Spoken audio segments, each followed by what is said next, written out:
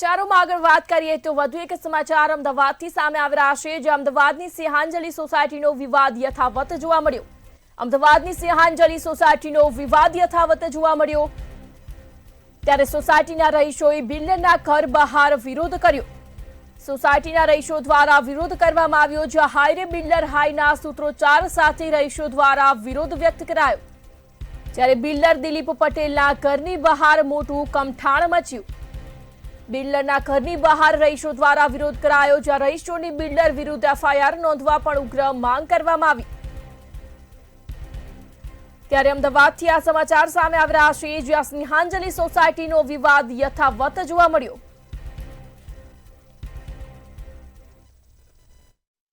ગાટલોડિયામાં આવેલી સિંહાંજલિ સોસાયટીના રહીશો હવે બિલ્ડરના ઘરે પહોંચ્યા છે। આંબાવાડી વિસ્તારમાં આ બિલ્ડરનું ઘર આવેલું છે અને ત્યાં સોસાયટીના રહીશો પહોંચ્યા છે, હાથમાં બેનર સાથે, એક રોષ સાથે, ન્યાયની માંગણી સાથે જે તમામ રહીશોની સાથે આમ આદમી પાર્ટીના કાર્યકર્તાઓ પણ અહીંયા પહોંચ્યા છે। બિલ્ડરની સામે હાય નારા છે તે લગાડવામાં આવ્યા છે।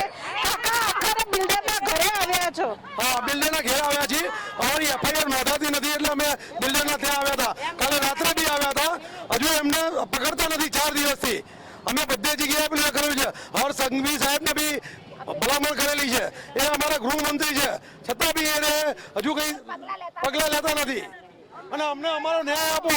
આ અમારા એએમસી વાળા અમારા અત્યારે ઘર તોડી રહ્યા છે, એનું કોઈ ધ્યાન આપતા નથી। અત્યારે વૈકલ્પિક વ્યવસ્થા આપવામાં આવી છે, શું કહેશો? આમ આદમી પાર્ટી દ્વારા પણ સપોર્ટ કરવામાં આવી રહ્યો છે, ઘર તૂટી રહ્યા છે, બિલ્ડરના ઘરે આવ્યા છો, અહીંયાથી કોઈ જવાબ મળ્યો? અત્યારે ફક્ત પ્રશ્ન એક જ છે કે બિલ્ડર વિરુદ્ધ શા માટે એફઆઈઆર કરવામાં નથી આવતી।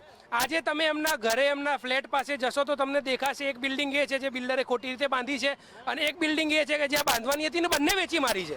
આ ખુલ્લો ભ્રષ્ટાચાર સમગ્ર ગુજરાત સમક્ષ આવ્યો છે। સમગ્ર ગુજરાતની લાગણી આ લોકો જોડે જોડાયેલી છે। સમગ્ર ગુજરાતની જનતા એવું ઈચ્છે છે કે આ લોકોને ન્યાય મળે। બધાને દેખાય છે ભ્રષ્ટાચાર થયો છે, બધાને દેખાય છે બિલ્ડર ખોટો છે, શા માટે તંત્રને દેખાતું નથી કે બિલ્ડરે ભ્રષ્ટાચાર કર્યો છે? ઓડાની આમાં સંડોવણી છે કરીને કયા મોટા મગરમચ્છને આ સરકાર છુપાવવાનો પ્રયત્ન કરે છે, એની માંગણી સાથે અને એના જવાબ માંગવા માટે આજે બિલ્ડરના ઘરની બહાર રહીશો સાથે આમ આદમી પાર્ટી આજે માંગે ઉતરી છે। ને જ્યાં સુધી આ લોકોને માંગ નહીં સંતોષાય, જ્યાં સુધી બિલ્ડર વિરુદ્ધ એફઆઈઆર નહીં થાય, ત્યાં સુધી આમ આદમી પાર્ટી આ લોકો સાથે રહેશે, આ લોકો માટે લડશે અને આ લોકોને ન્યાય અપાવીને જ જમશે। બિલ્ડર વિરુદ્ધ એફઆઈઆર નોંધવાની માંગ છે, શું કહેશો? બિલ્ડર સામે ઘણા સમયથી આ લોકો લડત આપી રહ્યા છે, એફઆઈઆર નોંધવામાં નથી આવતી, આખરે તેમના ઘર ઉપર બુલડોઝર ફરી રહ્યું છે। સ્નેહાંજલિ સોસાયટીની અંદર આ જે બિલ્ડરની ગેરરીતિઓ, બિલ્ડરના ભ્રષ્ટાચારના લીધે આજે તમામ લોકો છે ઘર વિહોણા બન્યા છે, તેઓનો કોઈ આશરો નથી મળી રહ્યો। વૈકલ્પિક સુવિધા જે આપવાના જે બહાના બતાવી રહી છે, કોર્પોરેશન જે બતાવી રહી છે, કોર્પોરેશન અને બિલ્ડર તેઓ બંને એકબીજાની સાંઠગાંઠથી આ લોકોને ઘર વિહોણા કરી દીધા છે। વધુમાં જ્યારે પોલીસ સ્ટેશન ખાતે અમે જઈએ છીએ, વારંવાર અરજીઓ લે છે, ગુનો દાખલ કરતા નથી, એટલે આ કેટલી હદનું યોગ્ય કહેવાય? બિલ્ડર વિરુદ્ધ કાયદેસરની ફરિયાદ દાખલ થવી જોઈએ। એટલા માટે આજે અમે બિલ્ડરના ઘરની બહાર આવ્યા છીએ, ધરણા કરી, સૂત્રોચ્ચાર કરી, તેઓને આંખ અને કાન અંદર તેઓના ભગવાનનો આત્માનો રામ જગાડવા અમે આવ્યા છીએ કે તેઓની વિરુદ્ધ ફરિયાદ દાખલ થાય અને આ તમામને ન્યાય મળે, તે હેતુ માટે આવ્યા છીએ। એટલે ફરિયાદ દાખલ કરવાની માંગ છે, શું કહેશો? ફરિયાદ તો દાખલ નથી થતી, કોર્પોરેશન દ્વારા તમને વારંવાર કહેવામાં આવે છે કે અમને મકાન આપીશું, શું કહેશો? અંતે શું લોલીપોપ જ આપે છે, અમને ન્યાય મળ્યો નથી। અત્યારે મકાન જે ફાળવ્યા છે એ સામાન પૂરતા જ મૂકવા, એમાં પાછું રેન્ટ તો ભરવાનું જ, અમારે રેન્ટ ભરીને કરવું જ હોય તો અમને મકાનો મળી જ રહે છે। રેન્ટ અમારે જો આપવાનું જ હોય તો, અને લેખિત કોઈ લખાણ નથી, ટેમ્પરરી એમને આપ્યું છે કે તમારો સામાન તમે આ જગ્યાએ મૂકી દો, એટલે અમને અમારો હક નથી મળ્યો, અમને અસંતોષ છે। આટલા ઘાટલોડિયા એરિયામાં આ અમિત શાહના, ભૂપેન્દ્રભાઈ સાહેબના એરિયામાં જ આવું થાય તો આમ જનતા તો બીજે એરિયામાં તો શું નહીં થતું હોય? હા, 4 કરોડ અમારા જમા છે, એ અમને અપાઈ દો પાછા બધાને। એટલે આ રહીશો અત્યારે ચિંતામાં છે, ચિંતામાં તેઓ રહી રહ્યા છે। બા કેટલું દુઃખ થાય છે, એક બાજુ ઘર તૂટી રહ્યા છે અને બીજી બાજુ આટલી ઉંમરે ધરણા કરવા। હા બેન, આટલી ઉંમરે ધરણા શરીર તો આરા કાલની હું તો ડિપ્રેશનમાં આવી ગઈ છું. હવે રડી રડીને મરી ગઈ છું બેન. કશું થતું નથી. હવે જવું ક્યાં અત્યારે કોઈને ઘર બહાર કશું નથી બેટા. જઈએ કે જો હાથે જ રૂચે છે. કારણ રાતે તો ડિપ્રેશનમાં આવી ગયેલી. આ લોકો પરાણે અત્યારે લઈને આવ્યા. આપણે બધા સહયોગ તો આપવો પડે ને. શું કરીએ? અને એફઆરઆઈ આ લોકો લેતા ના પોલીસ અમારી. ક્યાં કરીએ? શું કરીએ? બોલો.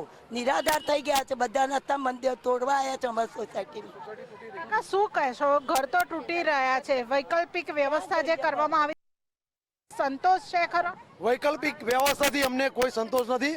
અમને લોલીપોપ જ આપવામાં આવી છે. અત્યારે જે બી અમને ફાળવ્યા છે ને એ સ્લમ એરિયામાં આપેલા છે. અને જે ફ્લેટ તમે જોઈ આવો ત્યાં આગળ, ત્યાં કોણ રહે છે? ત્યાં આગળ અત્યારે એકદમ અમારી પોપ્યુલેશન જુઓ અને ત્યાંની પોપ્યુલેશન જુઓ. ત્યાં આગળ જે રહે છે એમાં અમે રહી શકીએ એમ જ નથી. અને અમને જે ભાડું ભરીને ત્યાં રહેવાનું છે. શું ભાડું ભરવા માટે જો અમે ત્યાં જ રહેવાનું હોય તો અમે ત્યાં ક્યાં નથી મળતું અમને તો અમારા જે 4 કરોડ રૂપિયા જમા છે